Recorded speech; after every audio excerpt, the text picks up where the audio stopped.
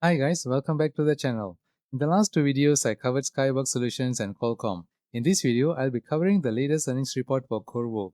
Qorvo is another top 5G stock, but a relatively smaller one. But it is still up there when it comes to growth and profitability. So let's get into it. Qorvo announced another solid quarter with revenue coming in at $1.3 billion and earnings per share at 284. These are record levels for Qorvo. But the management shared that the outlook for the next quarter is expected to be slightly lower at $1.1 billion due to supply challenges. That did not go well with the market, and the stock sank from 178 to 152, a drop of 14%. Here's the quarterly revenue chart going back to 2014. Qorvo has been on the move and has gained from $0.4 billion in Q4 of 2014 to $1.3 billion, and the outlook of $1.1 billion for the next quarter is just a slight dip in their growth. The cost of revenue has also gone up with rising revenue but at a slower pace. That has resulted in solid growth in gross profit and gross margin. At 49.5%, Qorvo has a strong business going for it.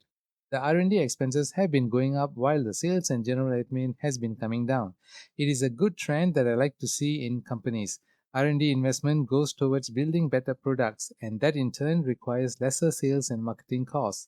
The operating income registered another solid quarter at $362 million, up from the previous quarter's $297 million. The net income is also strong, and the net margin is a respectable 25.4%. The earnings per share came in at 284. The lower number of shares outstanding helped push up the earnings per share higher. Qorvo has been buying its shares recently, resulting in a lower number of shares outstanding. Here's the interesting part. The big drop in the share price has brought Qorvo to reasonable valuations. The PE ratio is now 16 and the PEG ratio is 0.9. These two numbers make Qorvo a value buy. But let's check out the rest of the numbers as well. The operating cash flow has been coming down in recent quarters. The reason is primarily due to changes in working capital in inventories and prepaid expenses. And although capex has also been going down, it is not enough to stem the drop in free cash flow. Qorvo has been acquiring other businesses since 2019, and that has resulted in negative cash flow from investing activities.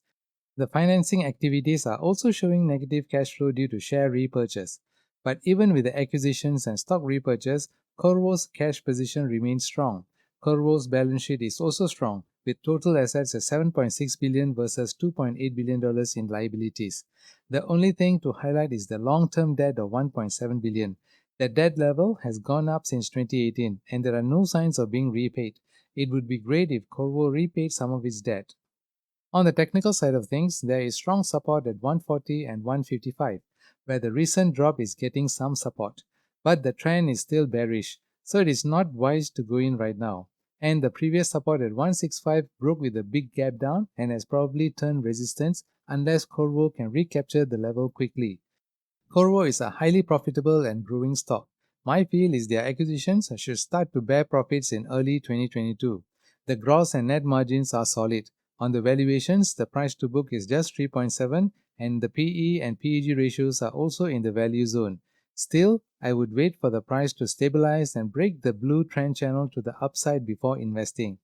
Please subscribe if you have found this sharing useful, and I'll see you in the next stock analysis video. Bye for now.